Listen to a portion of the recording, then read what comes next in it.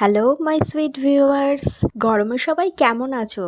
গরমে মনটা একটু ঠান্ডা ঠান্ডা চাইছে, তাই না? চলো আজ একটা চকলেট আইসক্রিমের প্রিপারেশন করে দেখাবো। চকলেট আইসক্রিম তো আমরা সবাই খেয়েছি, কিন্তু এরকম ঘরোয়া পদ্ধতিতে এবং খুব কম খরচাতেই কিভাবে চটজলদি চকলেট আইসক্রিম তৈরি করা যায় সেটা আজ করে দেখাবো। ঠিক আছে, চলো এটার জন্য নিয়ে নেব প্রথমে হ্যাপি হ্যাপি চকলেট বিস্কুটগুলি। এটা প্রথমে একটা মিক্সার গ্রাইন্ডারে সুন্দর ফাইন এরকম গুঁড়ো করে নেব। গুঁড়ো করে নিলে কি হবে, সুন্দরভাবে মিশে যাবে। এরপর একটা ফ্রাইং প্যানে অল্প একটু জল দিয়ে তাতে দিয়ে নেব দুধ।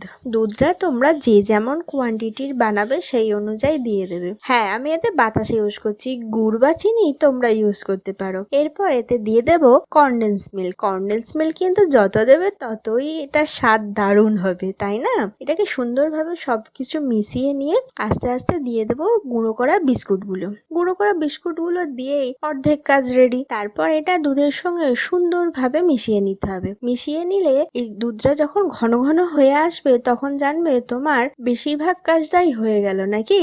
এরপর ঠান্ডা করতে দিয়ে দিতে হবে। টেক্সচারটা ঠান্ডা হয়ে গেলে একটা বাটিতে ঢেলে নিতে পারো। তোমরা আইসক্রিম মোল্ডেও বানাতে পারো। আমি এরকম বাটিতে বানালাম। এটাকে ফ্রিজারে দিয়ে দিলাম ঠান্ডা হওয়ার জন্য। এটা 3-4 ঘন্টা রাখলেই হয়। আমি ওভারনাইট রেখেছিলাম। তারপর দেখো জমেছে কিনা, দেখি না জমেছে মনে হচ্ছে। এরপর একটুখানি কাজু বাদাম কুচি করে নিয়েছি গার্নিশিং এর জন্য। এরপর দেখো আইসক্রিমটা এরকম সুন্দরভাবে কেটে নেবো। একটু সুন্দর পাত্রে ভালোভাবে সাজিয়ে একটু পরিবেশন করলেই প্রাণটা মনে হচ্ছে ঠান্ডাটা কখন খাই, তাই না? এরকম ভাবে সুন্দরভাবে সাজিয়ে আজকে কিন্তু বাড়ির সবাইকে পরিবেশন করেছিলাম। বাড়ির সবাই, স্পেশালি আমার ছেলে কিন্তু খেয়ে বলেছে দারুণ হয়েছে। তোমরা কিন্তু এইভাবে বানিয়ে বাড়ির সবাইকে একটু তাক লাগিয়ে দিতেই পারো। চকলেট আইসক্রিমটা টেস্ট কিন্তু দারুণ হয়। চলো আজকের মতো তো চকলেট আইসক্রিম রেডি। এরপর তোমরা কিন্তু এটা বাড়িতে বানিও, হ্যাঁ? আর আমার চ্যানেলে যারা নতুন তারা প্লিজ চ্যানেলটি সাবস্ক্রাইব করে দিও। আর ভিডিওটা যদি ভালো রাখে তাহলে লাইক কমেন্ট শেয়ার করে দিও প্লিজ। আজকের মতো টাটা।